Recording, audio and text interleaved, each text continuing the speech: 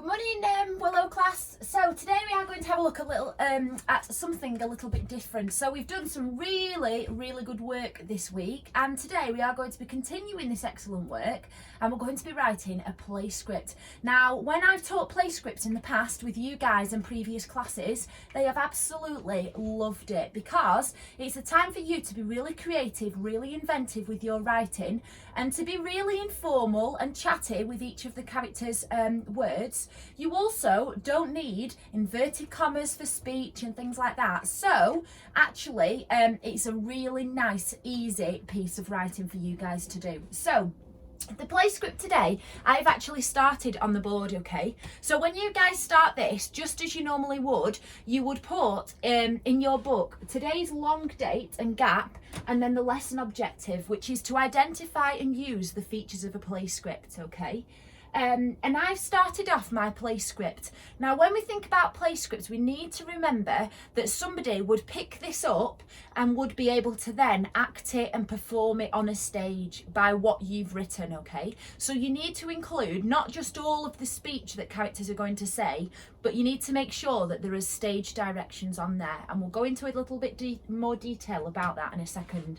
So I'm just going to read over this, and it's not going to be like a nice narrative story. It's not going to make sense like that, because as we know, it depends what each character says, and ideally you would have your characters there. So somebody would be Albert, somebody would be Mrs. Ramsbottom, somebody would be the zookeeper, and so on, okay? So obviously for me reading it, it's going to be a little bit weird, but you can imagine that it would be a different person for each character, okay? So we've started off with brackets here.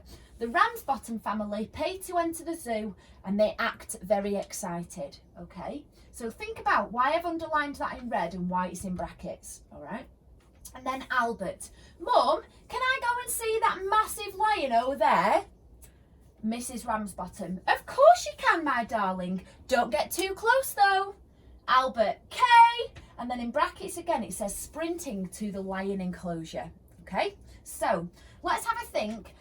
I've got 4 little squiggles here which relate, which are a key to relate back to the play script that I've started, all right? Now the first bit that we come to is the red bit.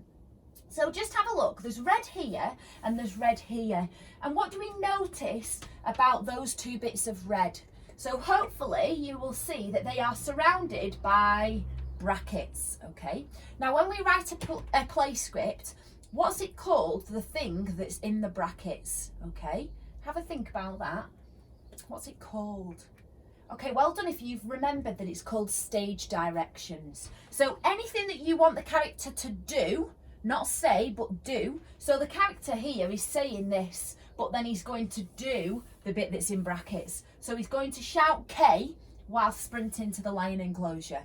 Okay, so these are the things in brackets are what you want the characters to do. So here, the Ramsbottom pay to enter the zoo. So they're walking in together, they're paying, morning, you know, they're not actually saying much here, but then they act very excited, like, ooh, the chatting, the bumbling, you know, that sort of thing. So the red bit is what we call stage directions. And I'm just going to put brackets either side of that to remind you that whatever you write as a stage direction has to go in brackets. If you don't put the stage directions in brackets, what will happen is the character will say it. So if that wasn't in brackets, K, sprint into lion enclosure, that's not what Albert's going to say. Okay, he's going to say K, but he's going to do this. All right, so just bear that in mind. Then what's this bit that's in blue? So we've got K, or, and an.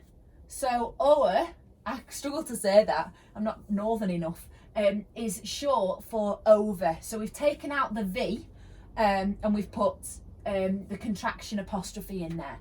And same with here, can I go and see? So that should be and. So we've taken out the D and put the contractive apostrophe in there. So this is all what? It's slang, well done. So we have got lots of slang, because you need to get across that it's quite a chatty, friendly character, okay, Albert is. And Mum hasn't really got much slang because she's quite, well, she's an adult, isn't she? So she's not going to be as informal and friendly and chatty, okay? Then what's this in green? What do we notice is here? Now in your books, it's up to you, but you might decide that you want to do this bit where the margin is. So you might decide that you want that bit in your margin, whichever works best for you, okay? But you can see that Albert, and then whatever he says goes here. It doesn't come under his name, okay? So we can clearly see the characters on their own, all right? We don't want to mix it up with this. So what is that? Good, that's the character names followed by a colon, okay? So we've got character names for whoever's speaking and a colon. Character, colon. If you don't want to write Mr. and Mrs. Ramsbottom out every time, you could just put Mrs. R or Mr. R, okay? And then in purple, what have we got? Mum. Of course you can, my darling. So we have got speech that's very, that suits the character. So Albert isn't going to say, Mrs. Ramsbottom, can I go to the, see the lions? Because he's a child and it's actually his mum that he's speaking to. And also here, of course you can, my darling. Don't forget, Mrs. Ramsbottom loves the absolute bones of Albert. So she's going to refer to him as, oh, my sweetheart. Oh, Albert, my darling. Okay, so make sure you get that through your piece of writing. Now, you may have noticed that in the actual poem, it doesn't say, Mum, can I go and see that massive lion over there? But it does say that there was one great big lion called Wallace that Albert could not wait to see. So we know that he wants to go and see it. We know that he's probably going to ask to go and see it, okay? So bear that in mind, and you've got to kind of visualise what's happening in the poem to actually then write it as a play script, if that makes sense, okay? So towards the end, we know that there's loads of speech, so it's going to be really easy. But the start's going to be a little bit trickier. Now, depending on which group you are in, depends on how much of the poem I want you to write in a play script. Once you get into this, it's a really nice piece of writing, okay? And I do expect it to be quite a lengthy piece of work because it's a whole play script for a whole poem, okay? It's not just one paragraph or one verse that you are going to be doing. So bear that in mind, okay?